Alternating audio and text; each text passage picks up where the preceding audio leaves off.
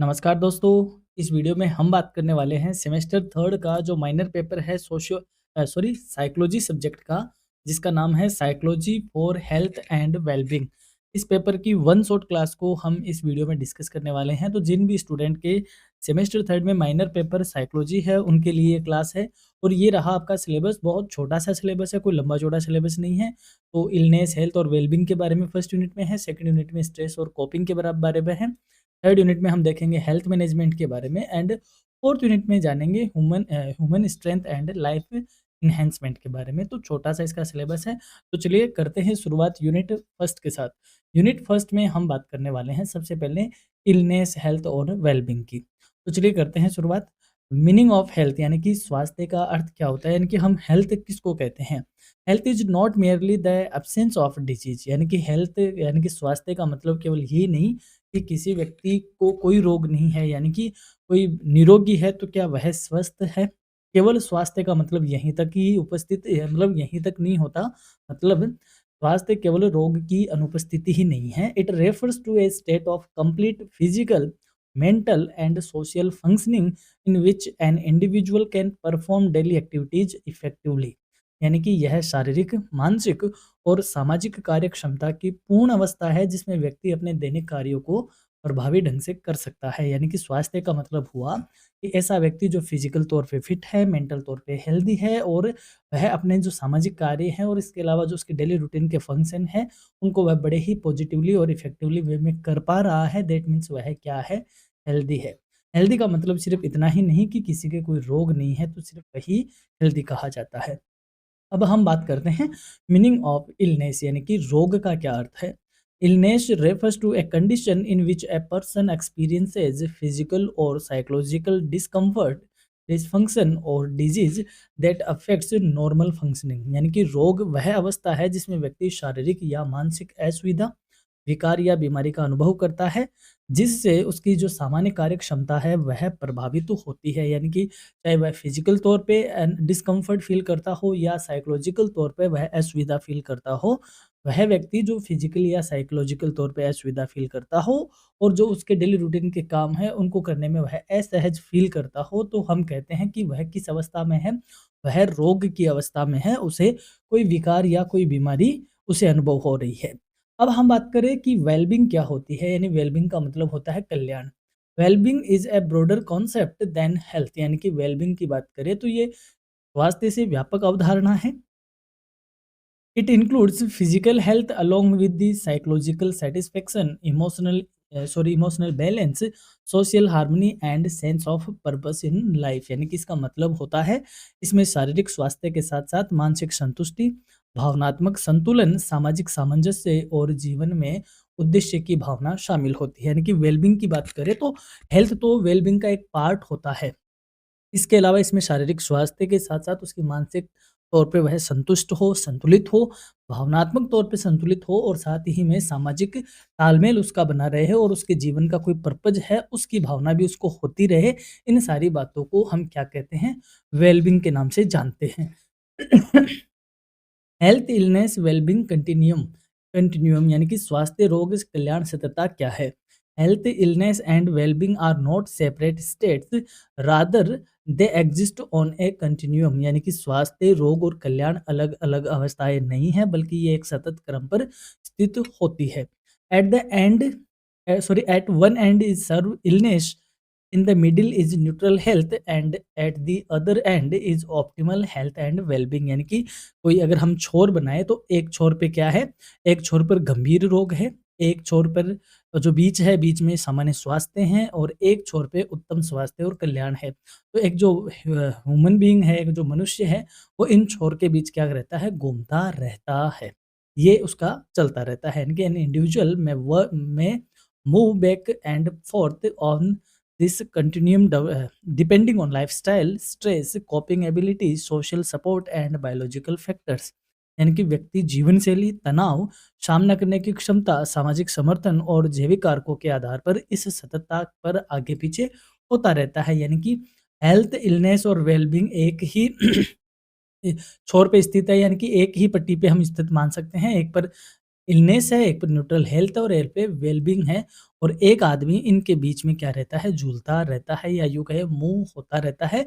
उसके कई फैक्टर हैं, उसकी लाइफ़स्टाइल कैसी है, उसकी स्ट्रेस और कोपिंग पावर उसकी कैसी है, यानी कि वह किसी प्रॉब्लम को किस प्रकार फेस करता है, उसके सामाजिक सपोर्ट उसके पास कैसा है और अदर बायोलॉजिकल फैक्टर्स क्या है। ये सारे फैक्टर उसको इन चीज़ों के लिए डिसाइड करते हैं, डिटरमाइन करते हैं, तो एक व्यक्ति इनके बीच घूमता रहता है। की फीचर्स ऑफ द कंटिन्यूम सततता की मुख्य विशेषता क्या है? Health is dynamic not static, यानी कि जो स्वास्थ्य है वो गतिशील है, स्थिर नहीं है। यानी कि हम कई बार लोगों से कहते हुए सुनते हैं ना कि ये जवानी हमेशा नहीं रहती है, कि एक दिन आपके भी घुटने जवाब देंगे। तो इन कहने का मतलब ये है कि जो स्वास्थ्य है वो एक डायनेमिक पोजीशन है, इसमें कोई स्टैटिक नहीं है, कभी स्थिर नहीं रहता। A person can have illness but still experience wellbeing, यानी कि रोग होने पर भी व्यक्ति कल्याण का अनुभव कर सकता है। Psychological and social factors influence movement on the continuum, यानी कि मनोवैज्ञानिक और सामाजिक कारक इस गति को प्रभावित करते हैं। तो ये इसकी कुछ मुख्य विशेषताएं हैं। मॉडल्स की बात कर लेते हैं हेल्थ और इलनेस के लिए। कुछ मॉडल्स हैं आपके सिलेबस में। सबसे पहले हम बात करते हैं medical model of health and illness, यानी कि हेल्थ और इलनेस का चिकित्सीय मॉडल क्या कहता है। A medical model is the traditional and most widely use model of health and illness, यानी कि चिकित्सकीय मॉडल स्वास्थ्य और रोग का पारंपरिक और सबसे अधिक उपयोग किया जाने वाला मॉडल है। According to this model health is defined as the absence of disease and illness is caused mainly by biological factors such as infections, genetic abnormalities, injury और malfunctioning of body organ। यानी कि इस model के अनुसार बात करें तो स्वास्थ्य का अर्थ होता है रोग की अनुपस्थिति होना। यानी कि जो ये चिकित्सा मॉडल है वो ये कहता है कि जिस व्यक्ति के शरीर में रोग नहीं है वह हेल्दी है। और रोग होने के जो मुख्य कारक है उसमें जैविक कारणों जैसे संक्रमण से रोग हो गया, आनुवांशिक असामान्यता से हो गया, शरीर पर चोट लगने या शरीर के अंगों में खराबी होने की वजह से रोग मुख्यतः शरीर में होते हैं, ऐसा यह मॉडल मानता है। This model assumes that human body functions like a machine, यानी कि यह मॉडल मानता है कि जो शरीर है, मानव शरीर है, वह एक मशीन की तरह है। If any part of the body is damaged or not functioning properly illness occurs and medical treatment is required to fix the problem, यानी कि जब शरीर का कोई भाग ठीक से कार्य नहीं करता है तो उसमें रोग उत्पन्न होता है और उसे ठीक करने के लिए हमें मेडिकल ट्रीटमेंट की जरूरत पड़ती है, ऐसा यह मॉडल मानता है। तो इस मॉडल का जो नट सेल है वो ये है कि जो हमारी ह्यूमन बॉडी है वो एक मशीन है। मशीन में जब कोई डैमेज वगैरह आता है तो वह डैमेज को क्या करवाना पड़ता है, हमें ट्रीटमेंट करवाना पड़ता है। और इसके अलावा ये कहा गया कि जो अ, हेल्थ है उसका मतलब यही है कि शरीर में क्या नहीं हो, रोग का नहीं होना हेल्थ कहा जाता है। और रोग कैसे होते हैं, या तो इन्फेक्शन से यानी कि संक्रमण से होते हैं, या जेनेटिक्स तौर पे यानी आनुवांशिक तौर पे होते हैं, या कोई बायोटिक फैक्टर से रोग होते हैं। यह ये मॉडल कहता है, जिसका नटशेल मैंने आपको बता दिया। क्या मेन फीचर्स है इस मॉडल की। Health is viewed in physical terms only, यानी कि स्वास्थ्य को केवल शारीरिक दृष्टिकोण से देखा जाता है इस मॉडल में। Illness has specific biological causes, यानी कि जो रोग है वो विशेष जैविक कारणों से होते हैं, जैसे उसमें इन्फेक्शन हो गया, अभी मैंने कहा, और उसमें जेनेटिक्स हो गया, यानी कि कोई हमें आनुवांशिक तौर पे कोई रोग मिलता है या कोई वायरस वगैरह से हो गया। तो कहने का मतलब जो रोग होगा वो कई जैविक कारणों से होगा। Emphasis on diagnosis and treatment, और ये कहता है कि कोई भी बॉडी में डैमेज होता है, कोई भी डिफेक्ट होता है, उसका निदान और उपचार करना कराने पे ये जोर देता है। Use of medicines, surgery and medical technology, दवाइयों, शल्य चिकित्सा और तकनीकों का यूज करने पे ये यूज करने की बात ये मॉडल करता है। Doctor has an authoritative role, patient is mostly passive, यानी कि डॉक्टर की भूमिका इसमें प्रमुख है, जबकि जो रोगी है वो अपेक्षाकृत निष्क्रिय है, पैसिव तौर पे इसमें देखा जाता है। इसका रोल क्या है, साइकोलॉजी का रोल क्या है मेडिकल मॉडल में। Psychological factors are given very little importance in this model, यानी कि जो मनोवैज्ञानिक फैक्टर है वो इस मॉडल में बहुत कम महत्व उनका बताया गया है। Mind and body are treated as separate entities, यानी कि जो मन है और जो शरीर है उन दोनों को अलग अलग इस मॉडल में माना है। यानी कि कहने का मतलब मन की भूमिका इस मॉडल में कम रखी गई है और शरीर की भूमिका इस मॉडल में ज़्यादा बताई गई है। मेरिट या इम्पोर्टेंस क्या है इस मॉडल का। Highly effective in treating acute and infectious disease, यानी कि जो तीव्र और संक्रामक रोग है उनका उपचार प्रभावी ढंग से इस मॉडल में हो जाता है, क्योंकि ये मॉडल क्या कहता है कि थोड़ी सी भी गड़बड़ आपको दिखे शरीर में तो आप क्या करवाओ, उसका इलाज करवाओ। दैट मीन्स जो एक्यूट और इन्फेक्शियस डिजीज है वह जल्दी से क्या हो जाएगी, ट्रीट आउट हो जाएगी। Scientific and evidence based approach, इसमें वैज्ञानिक और प्रमाण आधारित दृष्टिकोण है, क्योंकि मेडिकल मॉडल की ये बात है कि वो साइंटिफिक मॉडल पे या यूँ कहें साइंटिफिक अप्रोच के साथ चलता है, तो दैट मीन्स ये साइंटिफिक और एविडेंस बेस्ड है। Successful in increasing life expectancy, और ये जीवन प्रत्याशा को बढ़ाने में सहायक है, क्योंकि स्वस्थ शरीर होगा तो वहाँ अपने आप ही आयु क्या होगी, ज़्यादा होगी। तो दैट मीन्स ये एक लाइफ एक्सपेक्टेंसी को यानी कि जीवन प्रत्याशा को बढ़ाने वाला है, लेकिन साथ में कुछ इसके लिमिटेशन है। It ignores psychological, emotional and social influences, यानी कि ये मनोवैज्ञानिक, भावनात्मक और सामाजिक कारकों जैसे कारणों की क्या करता है, उपेक्षा करता है। ये सिर्फ एक की बात कहता है कि जो रोग होते हैं वो बायोलॉजिकल फैक्टर्स की वजह से ही होते हैं। बायोलॉजिकल फैक्टर्स में तो यही आते हैं, बैक्टीरिया हो गया, फंगस हो गया, वायरस हो गया, ये सारी चीज़ें आती हैं। जबकि आदमी भावनात्मक तौर पे भी बीमार होता है, सोशल इन्फ्लुएंस भी उससे होते हैं। इन चीज़ों की ये क्या करता है, इग्नोरेंस रखता है। Cannot fully explain chronic lifestyle and stress related illness, यानी कि दीर्घकालिक जीवन शैली और तनाव जनित रोगों की ये पूर्ण व्याख्या नहीं करता है, क्योंकि ये सिर्फ बायोलॉजिकल फैक्टर को ही देखता है, तो इन चीज़ों की व्याख्या भी नहीं करता। Patients feelings and behaviour are often neglected, जबकि रोगी और जो भावनाएं हैं रोगी की और रोगी का जो व्यवहार है उसकी ये अनदेखी करता है, क्योंकि ये तो एक ही बात कहता है, शरीर में रोग हो गए उसका आपको क्या करवाना है, मेडिकल ट्रीटमेंट करवाना है, इस पे ज़्यादा फोकस करता है। जबकि ये रोगी की जो भावनाएं हैं, रोगी की जो बिहेवियर है, उसको ये नेग्लेक्ट करता है। ये कुछ इसकी सीमाएं हैं। अब हम बढ़ते हैं सेकंड मॉडल की तरफ, जिसमें हम जानेंगे biopsychological model of health and illness, यानी कि बायोसाइकोलॉजिकल का मतलब हुआ जैव मनोसामाजिक मॉडल। समझते हैं इसको। The biopsychological model was proposed as an alternative to the medical model, यानी कि जो जैव मनोसामाजिक मॉडल है वो चिकित्सकीय मॉडल के विकल्प के रूप में प्रस्तुत किया गया था। It explains health and illness as the result of interaction among biological, psychological and social factors rather than biological causes alone, यानी कि ये मॉडल बताता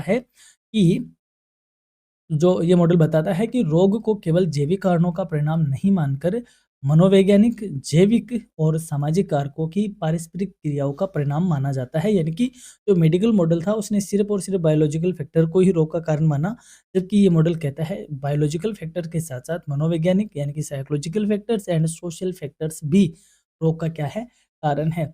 according to this model, illness occurs when imbalance exist among these three components, यानी कि ये model ये मानता है कि इस मॉडल के अनुसार जब इन तीनों घटकों में, कौन से में, जैविक में, मनोवैज्ञानिक में और सामाजिक कारकों में असंतुलन या इम्बैलेंस क्रिएट होता है, तब आदमी के शरीर में क्या पैदा होता है, रोग पैदा होता है। इस मॉडल के क्या कंपोनेंट्स है, पहला है biological factors, that means genetics, hormones, immune system, physical injury etcetera, यानी कि जैविक कारकों में आनुवंशिकता, हार्मोन, प्रतिरक्षा प्रणाली और शारीरिक चोट। साइकोलॉजिकल फैक्टर्स की बात करें, मनोवैज्ञानिक कारकों की, stress, emotions, beliefs, attitudes, personality, coping style etcetera, यानी कि तनाव, भावनाएं, विश्वास, दृष्टिकोण, व्यक्तित्व और सामना करने की शैली।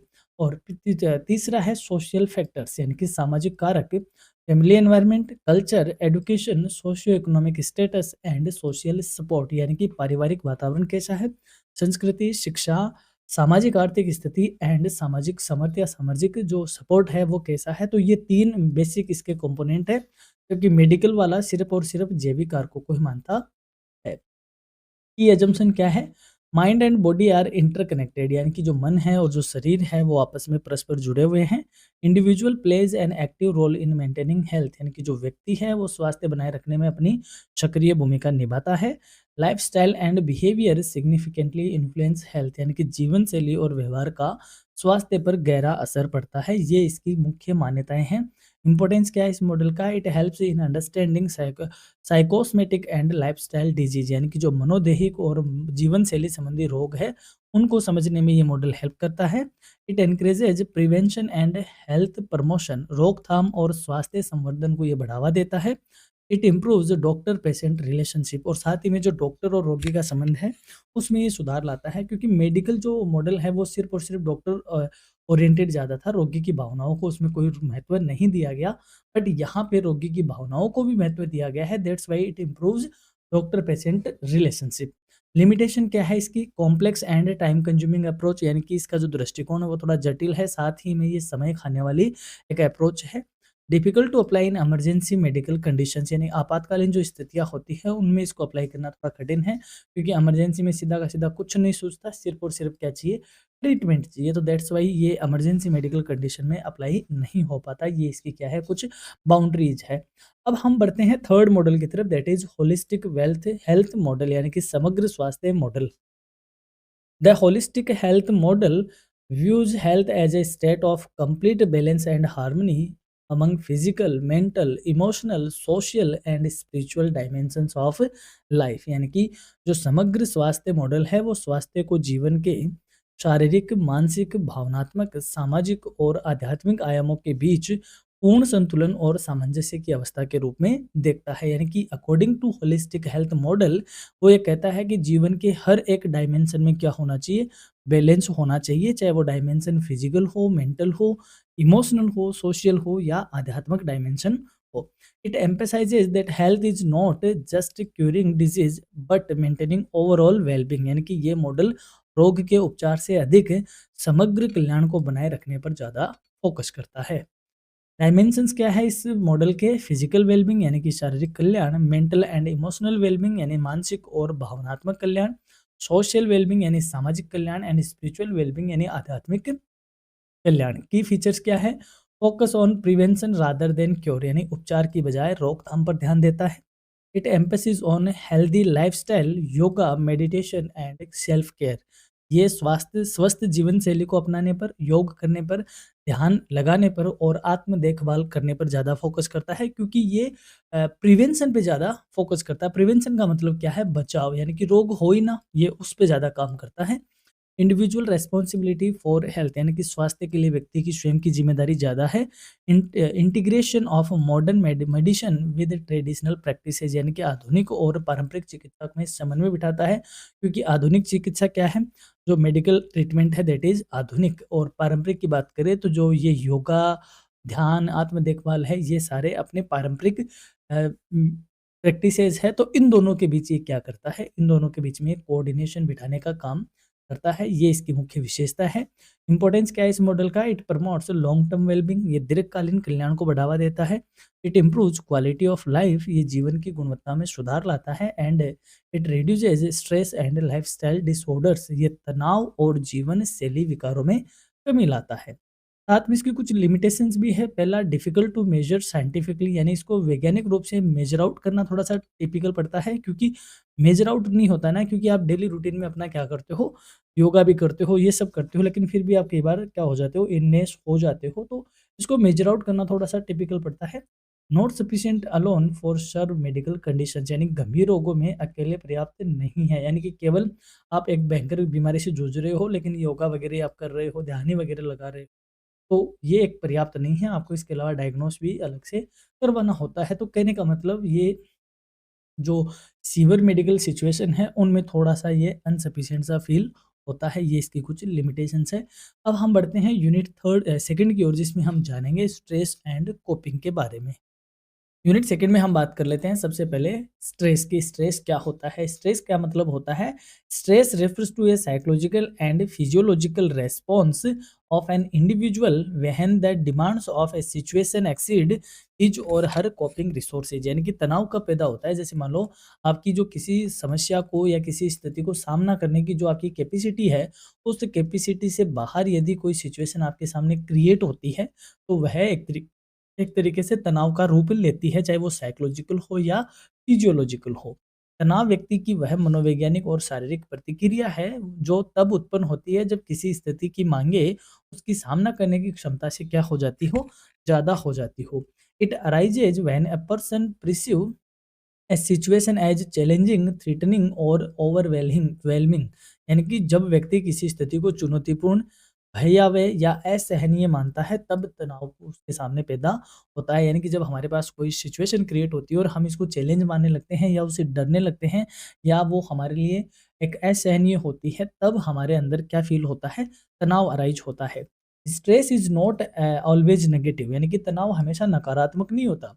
Moderate level of stress can motivate a person to perform better, but excessive and prolonged stress becomes harmful, यानी कि सीमित मात्रा में तनाव व्यक्ति को बेहतर प्रदर्शन के लिए प्रेरित कर सकता है, लेकिन अत्यधिक और दीर्घकालिक तनाव हानिकारक होता है। जैसे मान लो अभी एग्जाम चल रहे हैं, और एग्जाम चल रहे हैं तो आपके सामने स्टडी मटेरियल का एक तरीके से क्या है, चैलेंज है।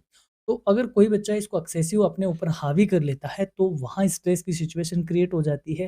लेकिन कुछ बच्चे इसको क्या करते हैं कि चलो ठीक है, करियर रेडनेस पे हम क्लासेस देख रहे हैं, या हमारे पास इधर-उधर जो मटेरियल अवेलेबल हो रहा है उससे हम पढ़ रहे हैं। यानी आपकी जो कोपिंग स्टाइल है उस पे डिपेंड करता है आपका स्ट्रेस।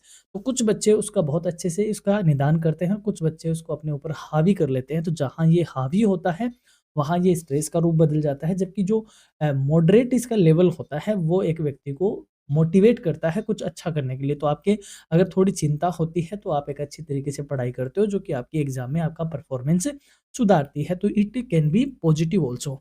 नेचर ऑफ स्ट्रेस, यानी कि स्ट्रेस की प्रकृति कैसी होती है? Stress is subjective in nature, यानी कि तनाव व्यक्तिनिष्ठ होता है।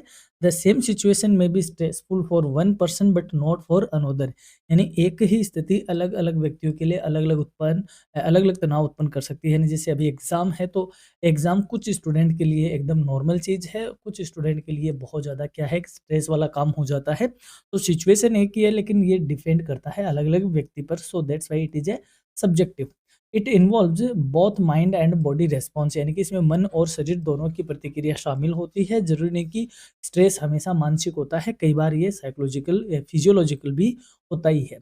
Stress is a dynamic process not a single event, यानी कि तनाव एक गतिशील प्रक्रिया है, केवल एक घटना तनाव नहीं है। It depends on perception, appraisal and coping ability, ये व्यक्ति की धारणा के मूल्यांकन और सामना करने की क्षमता पर क्या करता है, निर्भर करता है। सोर्स ऑफ स्ट्रेस, यानी कि पैदा कहाँ से होता है? Source of stress refer to events और कंडीशंस दैट प्रोड्यूस स्ट्रेस, यानी कि तनाव के स्रोत वे घटनाएं या परिस्थितियां हैं जो तनाव उत्पन्न करती है। These are also called stressors, यानी कि जिन्हें तनाव कारक भी कहा जाता है। मेजर सोर्स ऑफ स्ट्रेस, यानी कि मुख्य तनाव स्रोत क्या क्या है? एनवायरमेंटल सोर्सेज, यानी कि पर्यावरणीय स्रोत, noise pollution, over crowding, natural disaster, यानी कि किसी को शोर से, प्रदूषण से, भीड़ या प्राकृतिक आपदाओं से भी क्या होता है, तनाव पैदा होता है। ऑक्यूपेशनल स्ट्रेस, यानी कि व्यावसायिक तनाव, जिसमें आपका workload, job insecurity, role conflict और डेडलाइंस एटसेट्रा, यानी कि आप जो नौकरी कार्य करते हो तो वहाँ का वर्कलोड या नौकरी की असुरक्षा, यानी कि कभी भी नौकरी से निकाल देने का डर, भूमिका संघर्ष, यानी कि आपका रोल संघर्ष रहता है, और डेडलाइंस वगैरह रहती है काम की, तो उनसे भी स्ट्रेस क्रिएट होता है।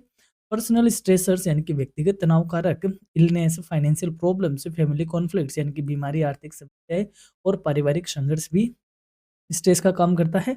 सोशल स्ट्रेसर्स, यानी कि competition, social expectations, interpersonal problems, यानी कि सामाजिक तनाव कारक में प्रतिस्पर्धा, सामाजिक अपेक्षाएं और पारस्परिक समस्याएं, ये सारी होती है। एंड लाइफ इवेंट्स में death of A loved one, marriage, divorce और रिलोकेशन, यानी कि जीवन घटना में आपके किसी प्रियजन की मृत्यु होना, विवाह होना, तलाक होना या आपका स्थान परिवर्तन होना, ये सारे लाइफ इवेंट, तो ये सारी चीज़ों से क्या पैदा हो सकता है, तनाव पैदा होता है। ये तनाव के मेजर सोर्सेज है। Effects of stress on physical health, अब इस स्ट्रेस का, यानी कि तनाव का शारीरिक जो स्वास्थ्य है उस पर क्या इफेक्ट पड़ता है? Prolonged stress has harmful effect on physical health, यानी कि जो दीर्घकालिक तनाव होता है वो शारीरिक स्वास्थ्य पर हानिकारक प्रभाव डालता है। फिजिकल इफेक्ट्स में क्या-क्या होते हैं? हाई ब्लड प्रेशर, यानी कि ब्लड प्रेशर बढ़ जाता है। हार्ट डिजीज, यानी हृदय जैसी रोग, हृदय रोग बीमारियां राइज होती है। हेडेक्स एंड माइग्रेन, यानी सर दर्द और माइग्रेन को बढ़ाता है। वीकन इम्यून सिस्टम, हमारे प्रतिरक्षा प्रणाली को ये कमजोर करता है। डाइजेस्टिव प्रॉब्लम, यानी पाचन संबंधी प्रॉब्लम क्रिएट करता है। स्लीप डिस्टर्बेंस, यानी कि नींद में बाधा उत्पन्न ये करता है। ये इसके शारीरिक प्रभाव देखने को मिलते हैं। Stress related illness are often called psychosomatic disorders where physiological stress leads to physical illness, यानी कि जो तनाव है उससे उत्पन्न बीमारियों को मनोदेहिक विकार कहा जाता है, जिसपे मानसिक तनाव शारीरिक रोग का कारण बनता है। यानी कि जो तनाव है उसे मनोदेहिक विकार कहेंगे, यानी साइकोसोमेटिक डिसऑर्डर कहेंगे। और ये फिर बाद में साइकोलॉजिकल फिजियोलॉजिकल भी क्या लेता है, sorry, psychological state physical illness भी क्रिएट करता है, यानी कि शारीरिक बीमारी भी पैदा करता है। Effects of stress on mental health, यानी कि अब इस तनाव का मानसिक स्वास्थ्य पर कैसा इफेक्ट पड़ता है? Stress also effect affects psychological wellbeing and mental functioning, यानी कि तनाव मानसिक कल्याण और मनोवैज्ञानिक कार्यप्रणाली को भी क्या करता है, प्रभावित करता है। मेंटल इमोशनल इफेक्ट्स किस तरीके के होते हैं? एंजाइटी एंड डिप्रेशन, इरिटेबिलिटी यानी कि चिड़चिड़ापन आना, मूड स्विंग्स होना, पुअर कंसंट्रेशन यानी कि ध्यान कम लगना, मेमोरी यानी कि याददाश्त का कमजोर होना, लो सेल्फ स्टीम यानी अपने आप को कम आंकना, इमोशनल ऑक्सेशन एक्सोशन सॉरी एग्ज़ॉशन यानी कि भावनात्मक थकावट का फ़ील होना, ये सारे इसमें मानसिक तौर पे इसका इफ़ेक्ट पड़ते हैं। Long term stress may lead to serious mental health problems, यानी कि जो दीर्घकालीन तनाव है, वो गंभीर मानसिक समस्याओं को भी जन्म दे सकता है। अब बात करें कोपिंग की, कि कोपिंग का क्या मतलब है? ये इम्पोर्टेंट टर्मिनोलॉजी है इस पेपर की, आपके एग्ज़ाम में आपको कोपिंग के बारे में देखने को मिलेगा। यानी सामना करने की शक्ति क्या है? यानी आपके सामने जो सिचुएशन क्रिएट होती है, उसको आपको किस तरीके से आप उसको फ़ील करते हो या फेस करते हो, उसे हम कोपिंग कहते हैं। Coping refers to the cognitive and behavioural efforts made by an individual to manage stress and reduce its negative effect, यानी कि कोपिंग से तात्पर्य व्यक्ति द्वारा तनाव को नियंत्रित करने और उसके नकारात्मक प्रभावों को कम करने के लिए किए गए संज्ञानात्मक और व्यावहारिक प्रयासों से है। Coping does not always remove stress but helps in handling stressful situations effectively, यानी कोपिंग हमेशा तनाव को समाप्त नहीं करता, लेकिन तनावपूर्ण स्थितियों से प्रभावी ढंग से निपटने में ये मदद करता है। नेचर ऑफ कोपिंग, यानी कोपिंग की प्रकृति क्या है? Coping strategies vary vary from person to person, यानी कि जो कोपिंग की रणनीतियाँ है वो व्यक्ति विशेष पर निर्भर करती है। एक ही सिचुएशन अलग-अलग व्यक्तियों के लिए अलग-अलग तरीके से क्रिएट हो सकती है। कोपिंग इज सिचुएशन स्पेसिफिक, ये स्थिति विशेष होती है, यानी कि हर एक सिचुएशन में अलग तरीके से कोप होता है या अलग तरीके से सामना होता है। It can be learn and improve, इसको सीखा जा सकता है और सुधारा जा सकता है, क्योंकि ये अनुभव के साथ साथ ये डेवलप होता रहता है। कोपिंग स्ट्रेटेजी यानी कि इसकी रणनीतियाँ कैसी होती है? तो टाइप्स ऑफ कोपिंग, यानी कोपिंग के प्रकार क्या है? प्रॉब्लम फोकस्ड कोपिंग, यानी समस्या पर केंद्रित सामना करना, यानी directly dealing with the source of stress, यानी कि तनाव के क्या कारण है, सीधे उनसे निपटना, यानी कि आपका जैसे मान लो आपका जो तनाव है वो क्या है? नॉइज़ है। शोर-शराबा से आपको तनाव हो रहा है, तो सीधा नॉइज़ पे ही काम करना कि नॉइज़ नहीं आए, तो आपने क्या किया? अपने घरों पे यानी कि वो लगा लिए, क्या लगा लिए? नॉइज़ कैंसलेशन चीज़ें लगा ली आपने, अच्छे से उसको मेंटेन कर लिया। तो सीधा किस पे काम किया? अपने कारण पे काम किया, that is problem focused coping. फिर है emotional focused coping, managing emotional reaction to stress, यानी कि भावनात्मक केंद्रित सामना, यानी कि तनाव से उत्पन्न जो भावनाएँ हैं, उनको क्या करना? नियंत्रित करना। यानी कि कई बार जैसे आपको खर्राटों से प्रॉब्लम होती है, तो आपका ध्यान सीधा खर्राटों पे ही जाता है, कोई आपके पास सो रहा होता है या कमरे में सो रहा होता है। तो ये है कि आप उसको या तो जगाओ उसको और ये कहो भाई साहब आप बाहर जाके सोओ, तो ये तो था समस्या केंद्रित। और आपने क्या किया? उस पे ध्यान हटा लिया, यानी कि आपने की जो भावनाएँ हैं वो उससे आपने हटा ली, तो वो होती है इमोशन फोकस्ड। फिर है अवॉइडेंस कोपिंग, यानी कि परिहारात्मक सामना। अवॉइडिंग और एस्केपिंग स्ट्रेसफुल सिचुएशन, यानी कि जैसे ऐसी स्ट्रेस वाली सिचुएशन बने, उससे निकल जाना या उससे बचना, वो क्या होती है? तनावपूर्ण स्थिति से बचना होता है। या यूँ कहें, जब आपको पता है कि आपका व्यवहार थोड़ा गुस्से वाला है, तो आपको जब गुस्सा आता है या ऐसी सिचुएशन क्रिएट होती है, तो आप वहाँ से गायब हो जाते हो, क्योंकि आपको पता है कि फिर बाद में गड़बड़ होगी चीज़ें, तो मैं स्ट्रेस में आऊँगा, दैट्स व्हाई आप इस तरीके की स्ट्रेटेजी यूज़ कर रहे हो कि आप उन लफड़ों में पड़ना ही नहीं चाहते, तो वह होती है अवॉइडिंग कोपिंग। अब बात करें स्ट्रेस मैनेजमेंट की, तनाव प्रबंधन की। Stress management refers to techniques used to reduce stress and maintain balance in life, यानी तनाव प्रबंधन से तात्पर्य उन तकनीकों से है जिनका उपयोग तनाव को कम करने और जीवन में संतुलन बनाए रखने के लिए किया जाता है। स्ट्रेस मैनेजमेंट टेक्निक्स कौन-कौन सी हैं? रिलैक्सेशन एंड डीप ब्रीथिंग्स, यानी कि रिलैक्सेशन एंड डीप ब्रीथिंग मतलब विश्राम करें और गहरी सांस लेना, मेडिटेशन एंड योगा, ध्यान और योगा करना, टाइम मैनेजमेंट यानी समय का सही ढंग से मैनेज करना ताकि डेडलाइन पे आप काम कर सको और इससे बच सको, रेगुलर फिजिकल एक्सरसाइजेज साइज यानी नियमित शारीरिक व्यायाम करना, सोशल सपोर्ट एंड काउंसलिंग, सामाजिक समर्थन और परामर्श की तरफ जाना and positive thinking and lifestyle changes यानी सकारात्मक सोच और जीवन शैली में परिवर्तन लाना। ऐसी तकनीकों को अपनाकर आप अपने तनाव का क्या कर सकते हो? अच्छे से मैनेजमेंट कर सकते हो। अब हम बढ़ते हैं यूनिट 3 की ओर, जिसमें हम जानेंगे हेल्थ मैनेजमेंट यानी कि स्वास्थ्य प्रबंधन के बारे में। यूनिट 3 में हम देखते हैं हेल्थ मैनेजमेंट यानी कि स्वास्थ्य प्रबंधन क्या होता है।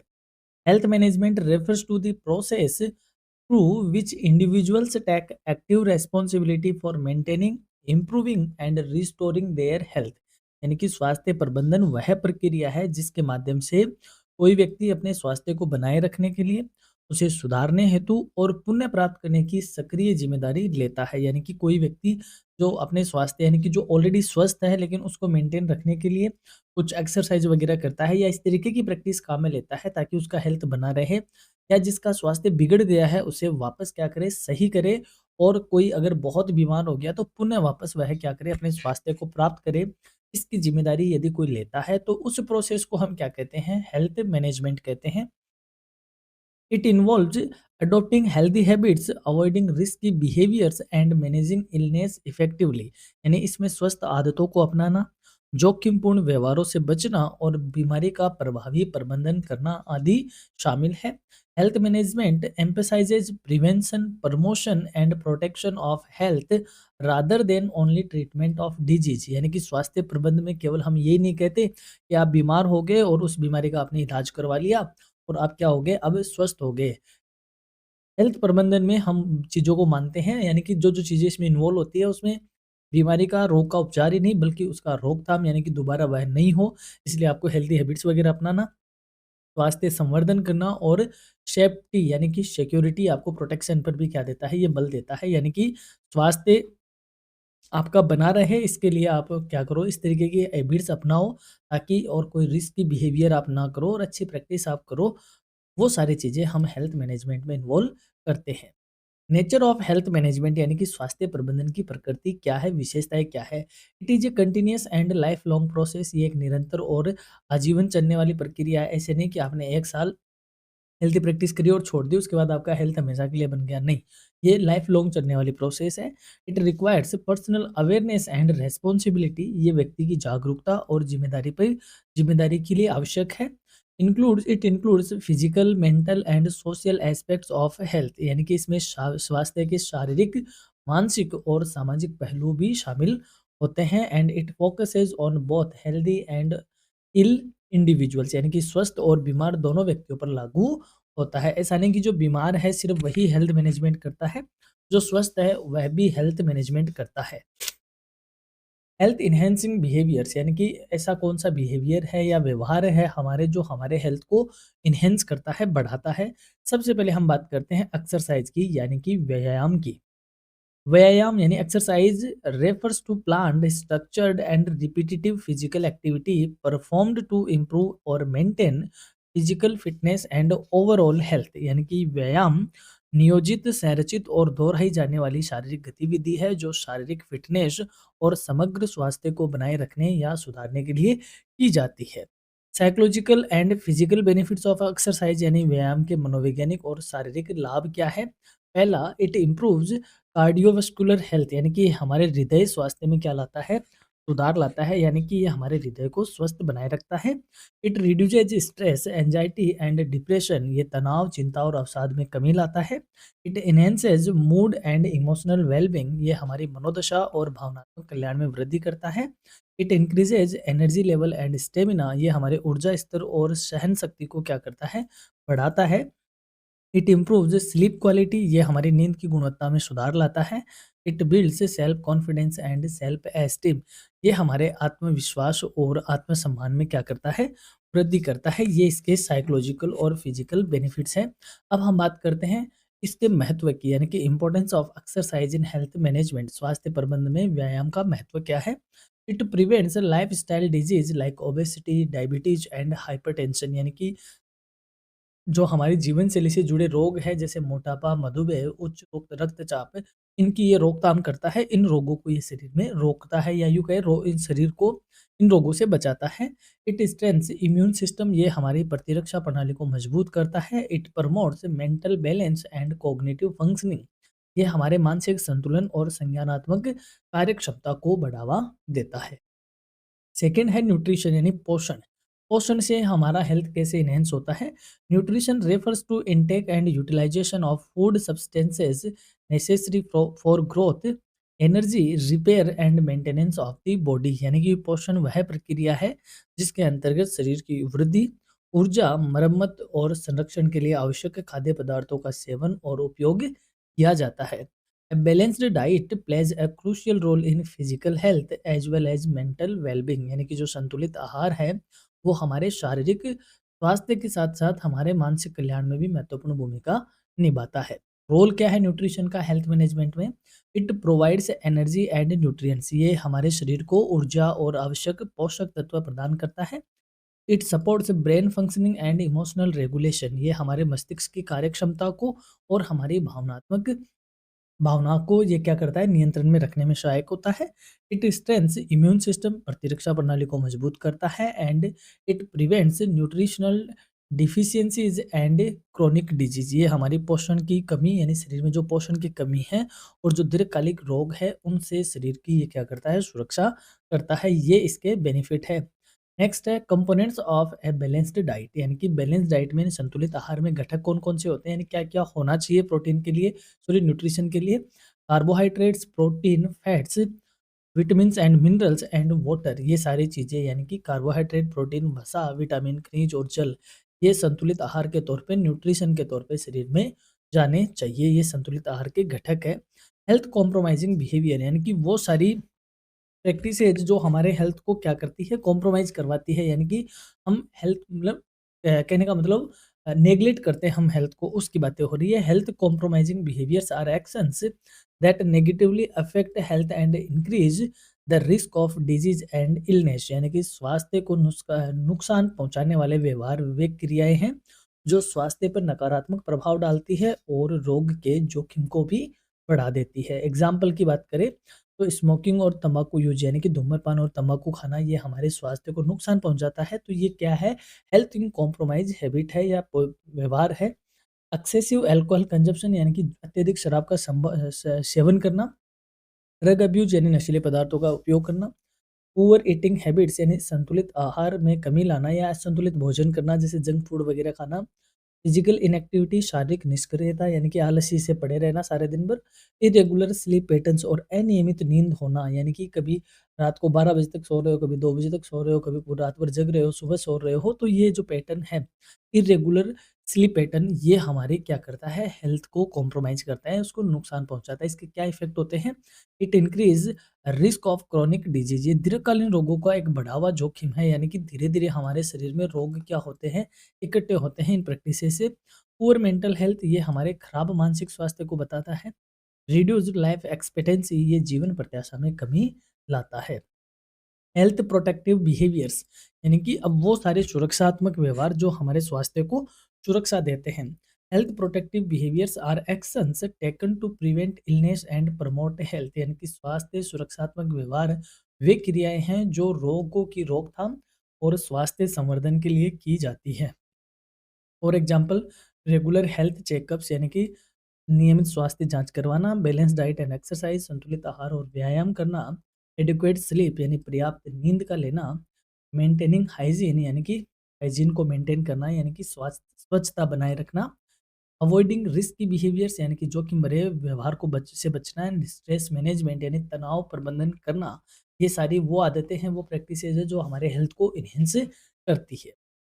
इम्पोर्टेंस क्या है इसका? It reduces risk of disease, यानी कि ये रोग की जोखिम को कम करता है। It promotes long term wellbeing, ये दीर्घकालीन कल्याण को बढ़ावा देता है। And also it improves quality of life, यानी कि ये जीवन की गुणवत्ता में सुधार लाता है। इलनेस मैनेजमेंट, यानी बीमारी प्रबंधन क्या होता है? Illness management refers to the strategies and behaviors adopted by individuals to cope with, control and recover from illness, यानी कि बीमारी प्रबंधन से तात्पर्य उन उन रणनीतियों और व्यवहारों से हैं जिनके माध्यम से व्यक्ति ही बीमारी से निपटता है, उसे नियंत्रित करता है और उससे उबरने का प्रयास करता है। It includes medical treatment as well as psychological adjustment, यानी कि इसमें चिकित्सा उपचार तो होता ही होता है, साथ में मनोवैज्ञानिक अनुकूलन भी क्या होता है, शामिल होता है। यानी कि ऐसा नहीं कि जैसे आप कोई भयंकर बीमारी से ग्रसित हो, आप उसकी टेबलेट्स या मेडिसिन तो ले रहे हो, लेकिन साथ में ही आपके आपसे कोई आपका रिश्तेदार मिलने आता है और वो कहता है, वो हमारे तो ना एक मेरे जानकार है, वो भी इसी बीमारी से मर गए थे। तो आपको वह क्या कर रहा है, साइकोलॉजिकल तौर पे आप उसकी बातों को मन में लेके बैठ गए। तो अगर आपने साइकोलॉजिकल उसका बैलेंस नहीं बनाया तो इस उपचार का आप पे कोई असर होगा नहीं। कहने का मतलब इलनेस मैनेजमेंट में यही होता है कि चिकित्सा उपचार उपचार के साथ-साथ मनोवैज्ञानिक उपचार या एडजस्टमेंट भी होना क्या है, इसमें ज़रूरी होता है। कंपोनेंट्स ऑफ इलनेस मैनेजमेंट, यानी कि बीमारी प्रबंधन के घटक क्या हैं? सीकिंग टाइमली मेडिकल हेल्प, यानी कि समय पर चिकित्सा सहायता लेना। एडहेरेंस टू ट्रीटमेंट यानी कि जो उपचार आपको दिया गया है उसको फॉलो करना, लाइफस्टाइल मॉडिफिकेशन आपकी जीवन शैली में परिवर्तन लाना, emotional coping and social support भावनात्मक सामना और सामाजिक समर्थन का प्राप्त होना, and rehabilitation and follow up care यानी कि पुनर्वास और अनुवर्ती देखभाल यानी कि जो भी फॉलोअप केयर है यानी कि आपने कोई भयंकर बीमारी से आप पीड़ित थे, तो वह दोबारा आपको नहीं हो जाए इसलिए उसका फ़ॉलो-अप लेते रहना। तो ये सारी चीज़ें इसमें बीमारी प्रबंधन या जो इलनेस मैनेजमेंट है उन सब में ये कंपोनेंट के तौर पे देखे जाते हैं। रोल ऑफ साइकोलॉजी, अब इसमें साइकोलॉजी का क्या रोल है? It helps in adjustment to illness यानी कि बीमारी के प्रति अनुकूलन में सहायता करता है। इट इम्प्रूव्स ट्रीटमेंट कंप्लायंस यानी कि उपचार के पालन में सुधार लाता है। इट रिड्यूस इमोशनल डिस्ट्रेस यानी कि भावनात्मक तनाव में ये कमी लाता है। अब हम बढ़ते हैं यूनिट 4 की ओर जिसमें हम जानेंगे human strength and life enhancement यानी कि मानवीय शक्तियाँ और लाइफ एनहांसमेंट के बारे में हम बात करेंगे। यानी कि मीनिंग ऑफ ह्यूमन स्ट्रेंथ यानी कि मानवीय शक्तियों का क्या अर्थ होता है? Human strength refers to positive psychological qualities, capacities, and traits that enable individuals to function effectively, cope with challenges, and lead to a meaningful and fulfilling life। यानी कि मानवीय शक्तियाँ व्यक्ति के वे सकारात्मक मनोवैज्ञानिक गुण हैं, क्षमताएं और विशेषताएं हैं जो उसे प्रभावी ढंग से कार्य करने में, चुनौतियों का सामना करने में और अर्थपूर्ण और संतोषजनक जीवन जीने में सक्षम बनाती है। यानी कि मानवीय शक्ति का मतलब नहीं होता कि हम ये कहते हैं ना कि यार थोड़ा-सा मन को ना होशियार रख या मन को स्ट्रॉन्ग रख। मन को स्ट्रॉन्ग कैसे रखेंगे? थोड़ी उम्मीद रख, थोड़ी पॉजिटिव सोच रख। तो ये जो उम्मीद है, पॉजिटिव सोच है, ये सारी क्या है? ये हमारी ह्यूमन स्ट्रेंथ है और ये हमारी क्या करती है? ये हमारे मनोवैज्ञानिक गुण हैं, क्षमताएँ हैं, विशेषताएँ हैं, जो कि हमें किसी काम को सही ढंग से करने के लिए या कोई जो हमारे सामने जो हमारी एडवर्स सिचुएशन है उसको सही ढंग से फेस करने में इन सब में क्या करती है? मदद करती है। ये हमारी क्या कही जाती है? मानवीय शक्तियाँ कही जाती है। Life enhancement focuses on improving the quality of life by developing inner strengths, positive attitudes and balanced living यानी कि जीवन संवर्धन का उद्देश्य आंतरिक शक्तियों, सकारात्मक दृष्टिकोण और संतुलित जीवन को विकसित करके जीवन की गुणवत्ता में सुधार करना शामिल होता है। नेचर ऑफ ह्यूमन स्ट्रेंथ यानी कि इन मानवीय शक्तियों की प्रकृति या विशेषताएं क्या है? पहली बात, it they positive and constructive in nature यानी कि ये सकारात्मक है और निर्माणात्मक है। Second, help in personal growth and wellbeing व्यक्तिगत विकास और कल्याण में सहायक है। Can be identified, learned and developed यानी कि पहचानी, सीखी और विकसित की जा सकती है। यानी आप इसको पहचान सकते हो, सीख सकते हो और इनको और विकसित कर सकते हो। Promote resilience and life satisfaction, ये लचीलापन और जीवन संतुष्टि को बढ़ावा देने वाली होती है। Classification of human strengths and virtues यानी कि मानवीय शक्तियों और सद्गुणों का वर्गीकरण। Human strengths and virtues can be classified into major categories that reflect positive functioning of human personality यानी कि मानवीय शक्तियों और सद्गुणों को प्रमुख वर्गों में बांटा जा सकता है जो मानव व्यक्तित्व के सकारात्मक कार्यकलापों को दर्शाते हैं। Major classes of human strengths and virtues यानी कि मानवीय शक्तियों और सद्गुणों के प्रमुख वर्ग क्या है? पहला है विजडम एंड नॉलेज यानी कि ज्ञान और बुद्धि। Creativity, curiosity and love of learning यानी रचनात्मकता, जिज्ञासा और सीखने की इच्छा, इन इस कैटेगरी में हम रख सकते हैं। करेज यानी कि साहस में, ब्रेवरी, प्रिजर्वेंस एंड ऑनेस्ट यानी कि बहादुरी, दृढ़ता और ईमानदारी को हम करेज वाले ग्रुप में रख सकते हैं। ह्यूमैनिटी यानी कि मानवता जिसमें लव, काइंडनेस, सोशल इंटेलिजेंस यानी कि प्रेम, दया, सामाजिक बुद्धिमत्ता। जस्टिस में फेयरनेस, लीडरशिप, रेस्पॉन्सिबिलिटी यानी निष्पक्षता, नेतृत्व, जिम्मेदारी जस्टिस में रख सकते हैं। टेम्परेंस यानी कि अ, संयम, self control, forgiveness and humanity यानी कि आत्मनियंत्रण, क्षमा और विनम्रता को हम संयम में रख सकते हैं। एंड ट्रांसेंडेंस यानी कि hope, optimism, gratitude and spirituality यानी कि हम उत्कृष्टता में आशा, आशावाद, कृतज्ञता और आध्यात्मिकता को हम ट्रांसेंडेंस में रख सकते हैं। These virtues help individuals develop moral character and psychological wellbeing यानी कि ये सारे सद्गुण व्यक्ति के नैतिक चरित्र और मनोवैज्ञानिक कल्याण को विकसित करने में सहायक सिद्ध होते हैं। कल्टिवेटिंग इनर स्ट्रेंथ यानी कि हम अपनी इनर स्ट्रेंथ को किस प्रकार से कल्टिवेट कर सकते हैं, बढ़ा सकते हैं। तो सबसे पहले हम बात करते हैं होप की। अब ये जो एक एक वर्ड है ये एग्जाम के लिए सारे इंपॉर्टेंट है। हम इस सेगमेंट का जो इम्पोर्टेंट क्वेश्चन आंसर वाला है, उसको मैं जल्द ही अपलोड कर दूँगा, तो आप उसमें जानोगे। ओल्ड क्वेश्चन पेपर का रिव्यू भी होगा कि किस प्रकार से पीछे का पेपर आपसे पूछा गया है और अब किस तरीके के क्वेश्चन आपसे पूछे जा सकते हैं। तो वहाँ आप जानोगे कि किस तरीके के क्वेश्चन आते हैं। तो एक-एक वर्ड आपके लिए इम्पोर्टेंट है। सबसे पहले हम बात करते हैं होप का अर्थ क्या होता है, यानी कि आशा का मीनिंग क्या होता है। Hope refers to a positive motivational state in which an individual believes that goals can be achieved through planning and effort। यानी कि आशा एक सकारात्मक प्रेरक अवस्था है जिसमें व्यक्ति यह विश्वास करता है कि योजनाबद्ध प्रयासों के माध्यम से लक्ष्यों को प्राप्त किया जा सकता है। यानी कि आशा का मतलब क्या होता है कि हमारे सामने जो हमारे लक्ष्य हैं उनको हम अगर सही ढंग से प्लानिंग करेंगे और सही ढंग से प्रयास करेंगे तो ये हमारी उम्मीद रहती है या ये विश्वास रहता है कि हम हमारी उन लक्ष्यों को प्राप्त कर पाएंगे। तो इसे हम किस नाम से जानते हैं? आशा के नाम से जानते हैं। Role of hope in life enhancement, यानी जीवन संवर्धन में आशा की क्या भूमिका है? It increases motivation and resistance, यानी कि ये प्रेरणा और दृढ़ता को बढ़ाती है। यानी कि आपको मोटिवेट करती है कि नहीं, हमें काम करना चाहिए, हम इसको प्राप्त कर लेंगे। तो साथ ही में आपकी अटलता को भी बढ़ाती है, यानी कि आपके सामने एक दृढ़ संकल्पित होकर आप काम करते हो। It helps in कॉपिंग with stress and over adversity, यानी कि जो तनाव और कठिनाइयाँ आती हैं उनसे निपटने में ये मदद करता है।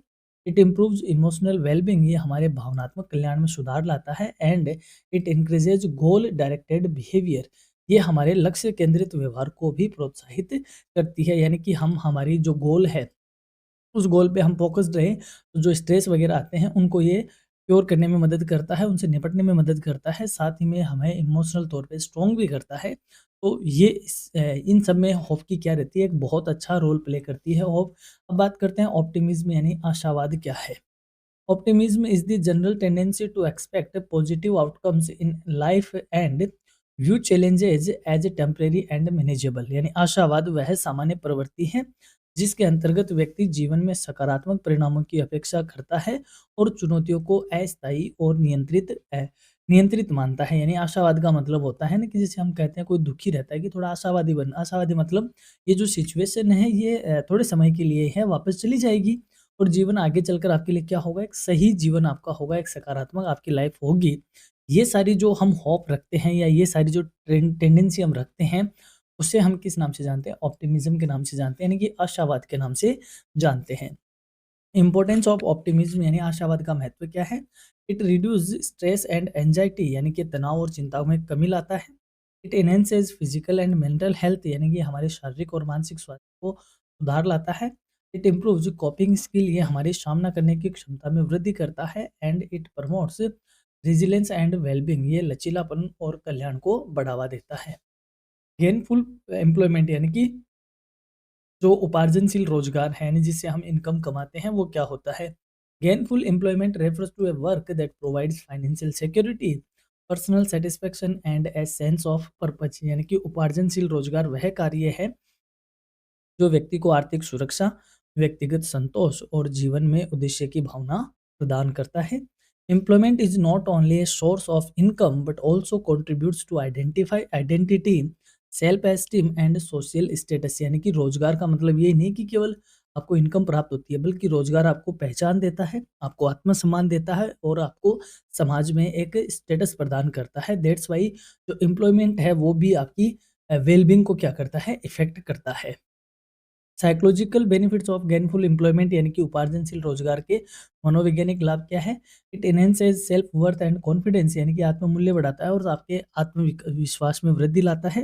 यानी अगर आपका जॉब अच्छा, जैसे आज समाज सरकारी नौकरी को बहुत अच्छा मानता है, तो अगर आपकी सरकारी नौकरी लगती है तो आप में एक अलग ही कॉन्फिडेंस आप महसूस करते हो, या जिस व्यक्ति की सरकारी नौकरी लगती है उसको समाज सराखों पर बिठा के रखता है। आपने देखा होगा जो भी सामाजिक सरोकार के फंक्शन होते हैं उनमें उसको अतिथि बनाकर बुलाया जाता है, सापा वापा पहनाते हैं। यानी कहने का मतलब उसकी सेल्फ जो रेस्पेक्ट है या सॉरी उसकी जो कॉन्फिडेंस है वो सातवें आसमान पे रहता है और समाज उसको अलग तरीके से ट्रीट भी करता है। तो जो रोजगार है वो केवल आपकी इनकम का साधन ही नहीं है, वो आपको कई तरीके से साइकोलॉजिकल बेनिफिट देता है।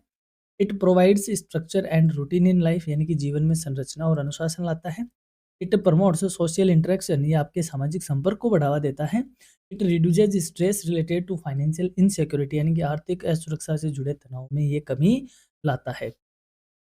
मी वी बैलेंस यानी कि मैं और हम का बैलेंस क्या है। मैं का मतलब मेरी पर्सनल बात और हम का मतलब सामाजिक बात। तो इन दोनों में संतुलन होना जरूरी है। Me we balance refers to maintaining harmony between personal needs and social responsibilities, यानी कि मी वी संतुलन का तात्पर्य है व्यक्तिगत आवश्यकताओं और सामाजिक जिम्मेदारियों के बीच सामंजस्य बनाए रखने से है। It emphasises that personal growth and social wellbeing are interdependent, यानी कि यह इस बात पर बल देता है कि व्यक्तिगत विकास और सामाजिक कल्याण एक दूसरे पर क्या है, निर्भर है। इंपॉर्टेंस क्या है मी वी का। It prevents selfishness and social isolation, यानी कि स्वार्थ और सामाजिक अलगाव को ये रोकता है। इट प्रमोट्स हेल्दी रिलेशनशिप, ये स्वस्थ संबंधों को बढ़ावा देता है। इट एनहेंसेज साइकोलॉजिकल वेलबींग, यानी मनोवैज्ञानिक कल्याण को भी में वृद्धि करता है। It leads to meaningful and balanced life, ये अर्थपूर्ण और संतुलित जीवन की प्राप्ति को प्राप्त करता है या प्रदान करता है। तो ये थी अपनी माइनर सोशियोलॉजी सेमेस्टर थर्ड की माइनर पेपर की क्लास। इसकी अगर आप पीडीएफ डाउनलोड करना चाहते हो तो इस वेबसाइट पे विजिट करो, लिंक आपको एज यूजुअल डिस्क्रिप्शन में मिल जाएगा। तो जिस भी स्टूडेंट के माइनर में साइकोलॉजी है सेमेस्टर थर्ड में, उसके लिए क्लास थी, और इसका जो क्वेश्चन आंसर का सेगमेंट है वो भी जल्द ही आपका इस क्लास के साथ ही अपलोड हो जाएगा। तो वन शॉट के बाद मैं आपसे यही कहूँगा कि क्वेश्चन आंसर वाली क्लास जरूर देखो, उसमें हम ओल्ड क्वेश्चन पेपर का रिव्यू भी करेंगे, किस तरीके से आपसे लास्ट ईयर क्वेश्चन पूछे गए हैं। तो आई होप आपको ये क्लास अच्छी लगी होगी, समझ में आई होगी। हमारी तरफ से प्रयास था आपको ये पेपर समझाने का।